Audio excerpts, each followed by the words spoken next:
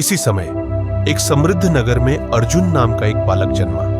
वह एक ब्राह्मण परिवार में पला बढ़ा, जहां ज्ञान, पूजा पाठ और शास्त्रों का बड़ा सम्मान था। उसका पिता आचार्य देवदत्त नगर के सबसे सम्मानित विद्वानों में से एक थे। अर्जुन बचपन से ही अत्यंत कुशाग्र बुद्धि का था। उसने वेदों, उपनिषदों और धर्मशास्त्रों का अध्ययन बहुत ही कम आयु में पूरा कर लिया था। अर्जुन का परिवार उसे भविष्य में एक महान गुरु और विद्वान बनते देखना चाहता था, लेकिन अर्जुन का मन अशांत था। वह देखता था कि उसके पिता और अन्य ब्राह्मण यज्ञ करते, मंत्रों का जाप करते, लेकिन उनके भीतर कोई अद्भुत परिवर्तन नहीं दिखता। एक दिन उसने अपने पिता से पूछा, पिताश्री, क्या केवल शास्त्र पढ़ने और यज्ञ करने से आत्मज्ञान मिल सकता है? उसके पिता ने कहा, बेटा, यही हमारा मार्ग है। शास्त्रों का ज्ञान हमें मोक्ष की ओर ले जाता है। परंतु अर्जुन को इस उत्तर से संतोष नहीं हुआ। वह सोचता रहा, यदि केवल शास्त्रों का अध्ययन और पूजा करना ही सत्य तक पहुंचने का मार्ग है, तो फिर लोग अब तक मुक्त क्यों नहीं हुए? एक दिन नगर में कुछ सन्यासी आए। वे क्षीणकाय थे, साधारण वस्त्रों में थे, लेकिन उनके चेहरे पर अद्भुत तेज था।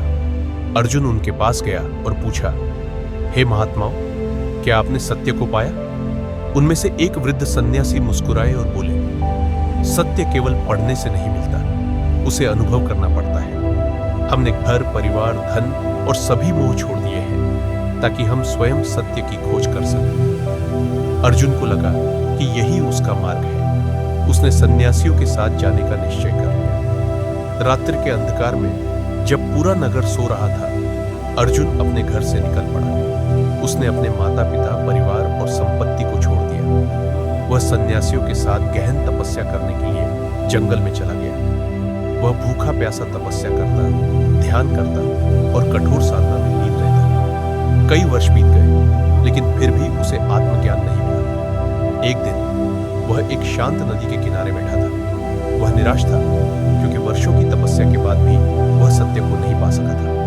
उसने सोचा कि शायद आत्मज्ञान उसके लिए नहीं है। उसी समय उसने देखा कि नदी का जल लगातार बह रहा है। कभी वह शांत रहता, कभी चंचल, लेकिन वह रुकता नहीं था। अर्जुन को एक अद्भुत अनुभूति हुई। जीवन भी इसी तरह है। सत्य कहीं बाहर नहीं, बल्कि हमारे भीतर है। उसने समझा कि न तो शास्त्रों का अध्ययन, न कठोर तपस्या, बल्कि स्वयं के भीतर देखना ही परम सत्य की कुंजी है। अब अर्जुन को कोई संदेह नहीं था। उसने जीवन को पूरी तरह स्वीकार कर लिया। वह सन्यासियों की तरह न तो कठोर तपस्या करता, न ही सांसारिक सुखों में लिप्त होता। उसने एक सरल जीवन जीना शुरू किया, जहां वह केवल प्रकृति, प्रेम और वर्तमान क्षण में जीने लगा। धीरे धीरे लोग उसकी ओर आकर्षित होने लगे। वे उसे एक ज्ञानी पुरुष मानने लगे। लेकिन अर्जुन ने स्वयं को कभी गुरु नहीं माना, क्योंकि वह अब जान चुका था कि हर व्यक्ति को सत्य स्वयं ही खोजना पड़ता है। एक दिन वर्षों बाद अर्जुन का पुराना मित्र विष्णु उसे खोजते हुए वहां पहुंचा। उसने अर्जुन के चेहरे पर अद्भुत शांति देखी और पूछा, मित्र, तुमने सत्य को कैसे पाया? अर्जुन मुस्कुराया और कहा, सत्य किसी शास्त्र में नहीं, न ही किसी गुरु के शब्दों में। वह तो वही है जो अभी इस क्षण तुम्हारे भीतर है। जब तुम उसे अनुभव करोगे, तब समझोगे कि उसे शब्दों में नहीं बताया जा सकता। विष्णु ने अर्जुन के चरणों में सिर झुका दिया। वह जान गया कि वह भी सत्य की खोज में था और उसकी यात्रा अब शुरू होने वाली थी।